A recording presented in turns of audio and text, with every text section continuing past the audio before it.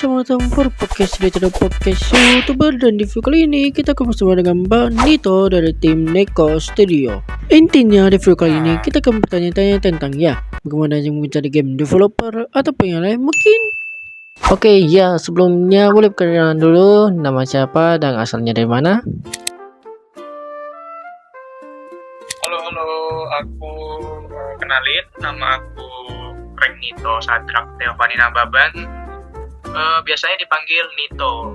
Asal aku dari Jakarta. Sekarang lagi bersama tim Neko Studio. Aku di situ di Neko Studio sebagai game designer. Oke, kami dari tim Gamers Official mengucapkan terima kasih buat Bang Nito yang udah sempat menghadiri podcast virtual kami yang ada di channel YouTube podcast YouTuber. Terima kasih Bang. Jadi bagi kalian yang ingin tahu untuk dari si Neko Studio, bisa kalian cek aja di deskripsi bawah guys ya, buat media sosial mereka. Oke, langsung aja kita mulai. Oke, yang pertama gimana saja nih alutsista ataupun pembentukan dari tim Neko Studio? Gimana Bang? Boleh jelaskan? Oke, jadi pengalaman pembentukan tim studio Nekos itu sebenarnya agak panjang sih kalau mau diceritain. Cuman mungkin aku singkatin aja kali ya. Jadi awalnya itu kita semester 5, masih semester 5 kuliah. Kita itu jurusan teknologi permainan, yang pastinya kita buat game dong, ya kan? Kuliah bikin game. Oke, dan di situ kita ada yang namanya praktek untuk bikin game, dan kebetulan prakteknya itu adalah bikin game 3D, bikin game 3D. Nah, di situ dosen-dosen itu kasih challenge untuk setiap mahasiswanya bikin game 3D dengan genre yang udah disiapkan sama mereka. Genre yang udah disiapkan sama mereka itu digacha nantinya. Nah, pada saatnya tiba itu, aku kebetulan mengusulkan jadi game designer. Dan dimana kalau di kampus kita itu, kalau game designer artinya jadi ketua kelompok tim gitu kan. Ya, akhirnya aku jadi ketua tim dan aku disuruh gacha genrenya, dan kemudian aku dapat simulasi gitu, genre simulasi. Kita brainstorming, akhirnya kita kepikiran untuk bikin game kurir simulator ini, karena syarat bikin game di kampus itu satu adalah konten lokal. Jadi ini yang bikin sulit, bikin satu kesulitan bagi mahasiswa lah, bikin game itu harus konten lokal. Tapi untungnya kita dapat genre simulasi, dan terus paling gampang ya kita pikir kurir aja, karena kurir itu relate banget sama Indonesia kan, lokal banget ya. Kurir Indonesia itu unik-unik. Oke, akhirnya kita bikin namanya kurir simulator. Itulah game 3D pertama yang kita buat. Sebelumnya sih kalau dari aku pribadi pernah buat game. Ya, gamenya 2D, itu game buat kampus juga sih sebenarnya. Tapi itu mungkin nggak usah aku ceritain kali ya, karena mungkin yang kurir simulator aja yang paling spesial kali ya buat Nekos ini. Tapi gua mau tanya nih Bang, apakah ada game lainnya sebelum dari game kurir simulator ini? Kita pernah bikin game selain kurir simulator, dan gamenya itu dari program IGDX Bootcamp ini. Jadi sebenarnya sebelum kurir simulator itu sebelum kita fokus banget ke kurir simulator ini, jadi kita sekalian ikut program IGDX Bootcamp ini. Jadi di program itu kita harus bikin game dan dibisnisin gitu loh, dipitching ke teman-teman yang lain. Dan pada saat itu kita bikin game yang namanya Enspocalypse. Enspocalypse itu game shooter, FPS shooter, dan tambahan genrenya adalah roguelike. Jadi di situ kita berperan sebagai cyber semut. Ya, tugas kita ya nembak-nembak aja, yang pada umumnya game FPS biasa lah gitu. Sebelumnya game kurir simulator itu gayanya masih first person teman-teman. Mungkin nanti kalau bisa ini ditampilin aja gambar Courier Simulator yang nanti aku kirim ya. Iya. Dia itu masih first person, sesuai dengan mungkin ada beberapa teman-teman yang udah ngelihat trailer sama teasernya, itu gameplaynya benar-benar first person. Nah itu kenapa bisa kayak gitu, karena modelannya kita ikut referensi dari game-game senior kita, dan pada akhirnya ternyata kita coba di game kita, dan waktu kita bawa ke IGDX itu ternyata banyak masukan, dan sepertinya gameplay kita ini kurang cocok kalau dibawa ke modelan first person gitu loh. Dan gameplay kita itu lebih ke PC banget malah, bukan ke mobile. Padahal target segmen kita adalah orang-orang yang main di mobile. Iya. Tapi pada saat itu juga kita masih bingung sih, mau targetnya mau kemana nih, mau ke PC atau ke mobile. Akhirnya akan lebih baik gameplay yang kita bawakan fokus kepada mobile. Akhirnya kita ubah banyak dari segi gameplaynya, itu kita ubah. Akhirnya kita ubah ke third person model jadinya. Third person perspektif jadinya. Which mean itu ada karakternya ya. Disitulah terbentuknya si Courier Simulator ini yang versi upgrade banget gitu. Tapi balik lagi soal pertanyaan, game selain Courier yang pernah kita buat ya itu cuma Unspocalypse. Tapi kalau untuk yang selain, kalau misalnya game Courier Simulator ini udah upgrade dan banyak banget yang pengikutnya ataupun banyak banget yang udah main nih, itu kira-kira ada nggak untuk kelanjutan dari game Courier Simulator ini? Sebenarnya kita udah pernah bicara ini sama tim-tim kita. Kita udah pernah kepikiran untuk bikin game selanjutnya setelah si Courier Simulator ini rilis. Tapi dengan syarat kalau target kita di Courier Simulator ini udah berhasil, udah reach out, artinya kita masih mempertahankan Courier Simulator ini dengan memperbanyak fitur-fiturnya dulu gitu loh. Game selanjutnya yang akan kita bawa, kalau si Courier ini berhasil, kita akan bawa dengan tema yang sama, yaitu simulator. Tapi simulatornya masih belum kita spill itu simulator apa. Nah, kita jadi punya PR nih.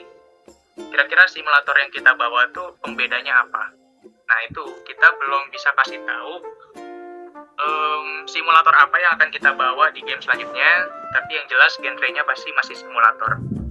Dengan syarat kalau Courier targetnya berhasil, targetnya tercapai, itu sih. Oke, jadi ya kalau misalnya Courier ini udah tercapai dari misal udah berapa banyak yang dimainkan dan berapa banyak yang downloaders, berarti itu selanjutnya tugas abang itu ataupun tugas dari Nika Studio itu tinggal bikin game baru aja ya, tapi tetap simulasi gitu ya. Tapi nanti ada juga berkaitan ini dengan kayak pengantar paket gitu untuk di next gamenya. Bisa jadi satu Easter egg juga dengan game selanjutnya, bisa jadi sih. Wow, jadi kemungkinan nanti kalau misalnya di full release-nya berarti ada Easter egg untuk di next game ya. Tapi itu di update selanjutnya setelah full release-nya guys ya. Jadi untuk di full release-nya mungkin masih ada bug, bisa kalian laporkan aja kepada para tim Nika Studio melalui di DM Instagram ataupun di Discord ya, kalau misalnya kalian menggabung di Discord mereka yang bagaimana sudah taruh di deskripsi bawah. Jadi bagi kalian yang mau untuk memainkan gamenya, mohon bersabar dan tunggu aja di tanggal 20 Maret 2025 untuk game full release-nya guys ya, ataupun full resminya rilis di Play Store ya. Oke ya, selanjutnya boleh abang jelaskan tentang close beta test di game Courier Simulator ini bang? Kenapa sih udah open beta test tapi waktu di gamenya itu udah tidak ada lagi, alias mungkin udah gak ada close beta test atau gimana itu bang? Boleh jelaskan? Oke, jadi waktu itu kita kan kita open close beta test kan, dan kita umumin di Discord. Jadi sebenarnya kita hanya butuh beberapa masukan aja dari player ini dengan target sih sebenarnya 20 orang, karena kan judulnya close beta test yang artinya kan usernya tuh nggak sebanyak itu gitu loh. Tapi pada akhirnya sesuai dengan apa yang kita kita diskusiin sama teman-teman Neko Studio, ternyata usernya kita dapat tuh lebih dari 100 malah untuk close beta test. Akhirnya kita sambil pantengin, maksudnya sambil handle gamenya, kita juga harus handle usernya juga gitu loh. Jadi di Discord itu benar-benar kita harus kayak mantau, tiba-tiba usernya ada bug ini nih, ada bug A, B, C, dan D gitu kan. Nah masalahnya kan itu yang report bug bukan hanya 1-2 orang, tapi playernya karena saking banyaknya, yaitu kita kewalahan dan kerepotan di sana. Juga sebenarnya selain report bug, itu juga ada kesulitan atau isu di teman-temannya itu mau login gitu loh, karena email yang dia masukin sama email yang dari Google Play-nya itu nggak sesuai. Jadi kita itu jadi kerja 2 kali untuk memastikan akunnya sama gitu loh. Dan benar-benar kita tuh harus ngajarin usernya banget, kita harus suapin usernya banget supaya mereka bisa akses game. Jadi sebenarnya close beta testnya itu sebenarnya udah berhasil dengan baik. Terus kita tutup. Kenapa kita tutup? Karena target kita udah tercapai. Jadi setelah kita tutup, kita dari beberapa masukan teman-teman yang nyobain, kita update, terus kita implementasi apa yang mereka minta, kita tambahin sesuai, ada beberapa yang mereka mau, kita tambahin beberapa, dan kita update kayak bug-bug, ada yang major, bug besar gitu, ada bug minor juga. Dan ya udah, karena udah semuanya udah beres, kita tinggal masuk ke tahap rilis aja gitu. Ini tanggal 20 Maret nanti. Jadi kalau teman-teman nanya, Bang, close beta testnya kok nggak dibuka lagi? Ya memang sudah tutup karena targetnya sudah tercapai teman-teman gitu. Jadi ya itu dia ya. Dan ini ternyata close beta testnya melebihi batas ya dari perkiraan abang ya. Seharusnya kan 20 orang yang bisa ini cobain gamenya. Dan ternyata lebih dari 20 orang yang mencoba gamenya alias melihat gameplay dari game ini. Kan mereka kalian ini para gamers Indonesia pasti agak kepo kan kayak gimana ya untuk gameplaynya. Gue jadi pengen tahu. Dan ternyata wah, gameplaynya ini sangat seru banget dimainkan. Oke ya, kemungkinan sekian untuk video kali ini ataupun podcast kali ini. Tapi sebelum kita menutupi podcast kita, bolehlah abang kasih kata-kata dulu ataupun motivasi kepada game developer di luar sana supaya bisa makin semangat lagi untuk bikin game-game menarik lainnya untuk para gamers di luar sana. Silakan. Nah, kita karena masih game dev pemula, banyak juga mungkin nanti ada game dev senior yang mendengarkan.